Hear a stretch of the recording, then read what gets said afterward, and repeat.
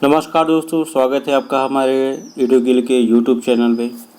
आज हम बात करेंगे संविधान के एक बहुत ही इम्पोर्टेंट आर्टिकल अनुच्छेद 311 की। चलिए जान लेते हैं आखिर ये चर्चा में क्यों था। अभी हाल में मुंबई पुलिस के एक अधिकारी जिनका नाम सचिन वाजे है, उन्हें उनके पद से बर्खास्त किया गया है। तो जिस आर्टिकल की मदद से उन्हें बर्खास्त किया गया है वो है आर्टिकल 311 2 सब क्लॉज बी। इस आर्टिकल का यूज करके उन्हें उनके पद से बर्खास्त किया गया है। तो जान लेते हैं आखिर आर्टिकल 311 है क्या। आर्टिकल 311 संघ अथवा राज्य के अंतर्गत सिविल सेवाओं में कार्यरत व्यक्तियों की बर्खास्तगी, सेवा विमुक्ति अथवा पदोन्नति से संबंधित प्रावधान करता है। अर्थात कोई संघ या राज्य के अंतर्गत सिविल सेवक है तो उसकी बर्खास्तगी कैसे होगी या सेवा विमुक्ति या पदोन्नति से संबंधित जो भी प्रावधान है वो इसमें किया गया है। इसका डिटेल देख लेते हैं। अनुच्छेद 311 किसी लोक सेवक को उसके अधीनस्थ अधिकारी जो उसके द्वारा नियुक्त किया गया हो द्वारा बर्खास्त अथवा हटाया नहीं जा सकता। तो यहाँ पे बात की गई है अधीनस्थ अधिकारी की, मतलब कि जिस रैंक के अधिकारी के द्वारा उसकी नियुक्ति की जाती है सिविल सेवक की, उससे नीचे का कोई भी व्यक्ति उसे उसके पद से हटा नहीं सकता।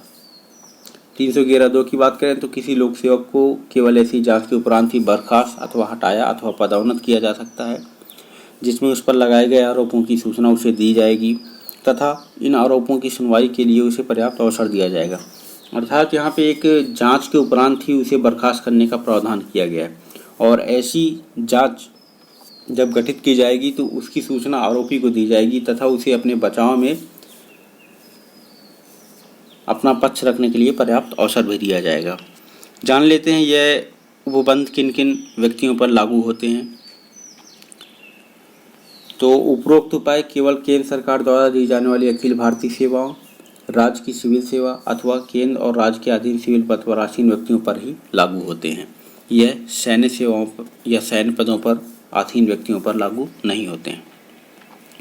यहाँ पे बात करें अगर आर्टिकल 311(2) में जो इस जांच की बात की गई है, इसमें युक्त कुछ प्रतिबंध भी लागू किए गए हैं कि अगर ऐसी परिस्थिति बनती है तो बिना जांच के भी हम उसे डायरेक्ट बर्खास्त कर सकते हैं। तो जान लेते हैं कौन कौन सी वह परिस्थितियां हैं। पहली परिस्थिति है कि 311(2) के अंतर्गत आपराधिक मामले में दोषी ठहराया जाए। अगर उसे किसी भी आपराधिक मामले में समझ लीजिए कि उसे दोषी पाया जाता है और किसी भी ऐसे जांच की आवश्यकता नहीं पड़ती, ये सबूत इतने पुख्ता होते हैं तो उसे तुरंत वहाँ से हटाया जा सकता है। 311(2) की बात करें तो जब लोक सेवक को बर्खास्त करने या हटा सकते हैं अथवा उसे पद अवनत कर सकते हैं कि शक्ति प्राप्त प्राधिकारी इस बात के प्रति संतुष्ट हो कि ऐसी जांच व्यवहारिक नहीं है। यहाँ पे प्राधिकारी की बात की गई है कि कोई कमेटी भी हो सकती है या कोई संबंधित उच्च पद में आसीन व्यक्ति हो सकता है, जैसे राज्यपाल हो गया, राष्ट्रपति, कोई भी हो सकता है। तो वो अगर इस बात से संतुष्ट हो जाते हैं कि उन्हें संतुष्टि हो जाती है कि संबंधित आरोपी पे जो आरोपित अपराध है वह एकदम पुख्ता है, अर्थात सबूतों के साथ उनके अपराधों की पुष्टि हो रही है और वो इस बात से संतुष्ट हैं कि किसी भी जांच की आवश्यकता नहीं है यहाँ पे, तो उन्हें डायरेक्ट उनके पद से हटाया जा सकता है।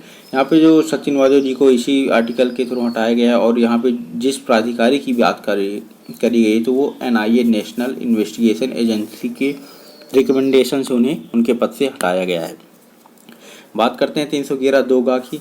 तो जब राष्ट्रपति या राज्यपाल इस बात से संतुष्ट हों कि राज्य की सुरक्षा के हित में ऐसी जांच उचित नहीं है, तो ऐसे कुछ प्रावधान हैं जो किसी सिविल सर्वेंट को उसके पद से हटा सकते हैं और यही वो आर्टिकल है जो उन्हें उनके पद के लिए सुरक्षा या गारंटी के तौर पर कार्य करता है।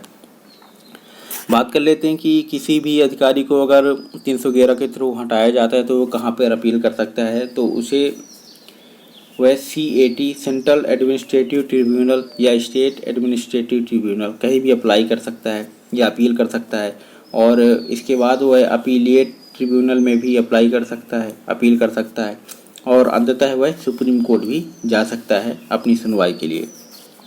तो आज के लिए बस इतना ही दोस्तों, मिलते हैं नेक्स्ट वीडियो में। अगर आपको हमारा वीडियो पसंद आया तो इसे लाइक और शेयर और प्लीज़ कमेंट कर बताइएगा आपको वीडियो कैसा लगा। तो आज के लिए बस इतना ही दोस्तों, मिलते हैं नेक्स्ट वीडियो में। धन्यवाद।